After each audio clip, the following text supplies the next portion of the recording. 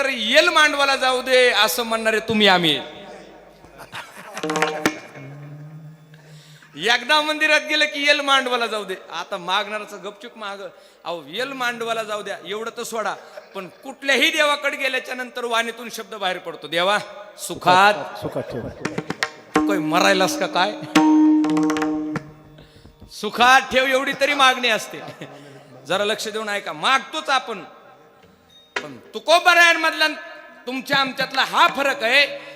स्वतः तुकोबारायांना आपल्या घरी बोलवून घेणारा देव आहे. बोलवून घेतल्याच्या नंतर स्वतः तुकोबारायांना देव काहीतरी आम्हाला मागा म्हणतो, तो देव आहे. तुम्हाला आम्हाला बोलला का देव कधी मागा म्हणला?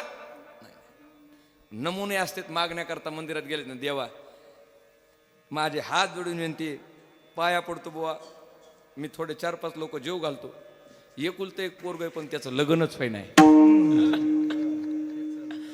लगन होय ना लगन. बरं आता एवढ्यावर लग्नाचं ठरविणं देव म्हणला, देव बोलला बुवा असल्या दसकटाला म्हणला लग्नाचं ठरवितो म्हणला, काळजी करू नका. हो 1 सेकंद थांबला आणि पुढं म्हणला, देवा ऐका की पोराला माझ्या लग्न होत असताना माझ्या पोराला चांगली देखणी पोरगी मिळू दे. एका झपक्यात लगे दुसरी मागणी केल्याच्या नंतर देव म्हणला चला जाऊ द्या, मागायला आल्याच्या नंतर काम आहे आपलं, देणं काम आहे बाबा, आपण सुद्धा उदार आहेत, आपल्याला सुद्धा देणं आपलं कर्तव्य. देवानं ह्याचं लग्न जमायचं ठरवलं, मुलगी बी तयार केली पण सुंदर मागितली. एवढ्यावर गप बसलं नाही, देवा सुंदर मुलगी देवानं ठरवलं, म्हणलं चला देऊन टाकू याला. परत पुन्हा हा मंदिरामध्ये पुन्हा मागितलं, देवा सुंदर मुलगी दिल्याच्या नंतर त्यांचा संसार सुखाचा हो दे. संसार सुखाचा होता असताना माझ्या सुनबाईला पहिल्यांदा मुलगा हो दे. मुलगा देव म्हणला, मुलगा वेड काय म्हणे, मुलगा मागायला लागलाय. हा मुली कुठं कमी आहेत का? कमी आहेत मुली कुठं? जनाबाई, मीराबाई, मुक्ताबाई, बहिणाबाई हे वारकरी संप्रदायाचं नाक आहे. महिला संत महात्मे होऊन गेले, यांनी वारकरी संप्रदाय वाढवला.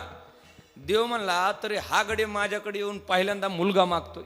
बरं जाऊ द्या म्हणला, मुलं म्हटल्याच्या नंतर तुकाराम महाराज असे होतील म्हणून मुलाच्या ह्याच्यावर सुद्धा देवानं सही केली. आता ऐका, देवाला वाटलं पुन्हा दुसरी वेळ मुलगी मागेल, पुन्हा विचार संपला, देवा मुलगा दे. मुलगा म्हणला, ठरवलं देवानं. पुन्हा म्हणला, देवा मुलगा दिल्याच्या नंतर तो सुद्धा देखणा असू दे, तो देखणा असू दे. आता तो देखणा असू दे. देव ऐकून गेलं, ठीक आहे म्हणे, हे तुमचं आमचं सांगायलो बरं का. मुलगा मागितल्याच्या नंतर मुलगा देखणा मिळू दे. हो तो मोठा होऊ दे, मोठा झाल्याच्या नंतर त्याला चांगली ₹1,00,000 पगार असावा, अशी नोकरी लागू दे.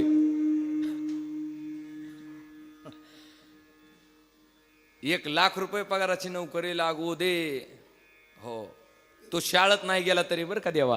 बर जमलं की काय करीन देव म्हणे, ह्याला हाकालून लावा रे, तुम्ही हाकालून लावा. शाळेत गेल्याशिवाय नोकरी कशी लागायची राहील? शाळा महत्वाची.